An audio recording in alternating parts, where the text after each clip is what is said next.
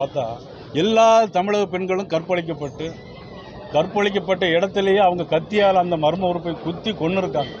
கொழும்பில் நடந்த சம்பவம் இதெல்லாம் யாரும் நீங்கள் நினைவுபடுத்தவே மாட்டேங்கிறீங்க. ஆனால் அன்றைக்கு முதலமைச்சராக இருந்த கருணாநிதி அவர்கள் ஒரு பேரளவில் உண்ணாவிரதம் போயிட்டாங்க. ஆனால் அன்றைக்கி தமிழர்களுக்காக குரல் கொடுப்போம்னு சொல்கிறாங்க. அதை ப்ரெஸ்ஸில் நீங்களாம் ஒன்றும் பெருசாக எழுதவே மாட்டீங்க. 4 கோடி ரூபா நயினார் நாயந்தன் பேசிக்கிட்டே இருப்பீங்க. இதெல்லாம் ப்ரெஸ்ஸில் நான் ஏற்கனவே சொல்லியிருக்கேன். அதனால் என்னுடைய அன்புக்குரிய நெல்லை பத்திரிகையாளர் ஊடக நண்பர்கள் எனக்கு 40 வருஷமாக எல்லா சப்போர்ட்டும் பண்ணியிருக்கிறீங்க. அதனால் உங்களை யாரையும் நான் குறை சொல்ல மாட்டேன். அதனால் நீங்கள் பொதுவாக உங்களுடைய தலைமை செய்தி அலுவலகம் சென்னைக்கெல்லாம் அனுப்பி இந்த மாதிரி சம்பவங்கள் நீங்கள் இப்போ கேட்ட கேள்விகளை கேட்டுட்டு அங்கே பார்த்துட்டே இருக்கீங்க. கேட்ட கேள்வி கஞ்சா கற்பழிப்பு தமிழ்நாடு நடக்குதை உங்கள் தலைமை அலுவலகத்தில் சொல்லி அதெல்லாம் கொஞ்சம் நல்லபடியாக போடுறதுக்கு முயற்சி பண்ணுங்கள்.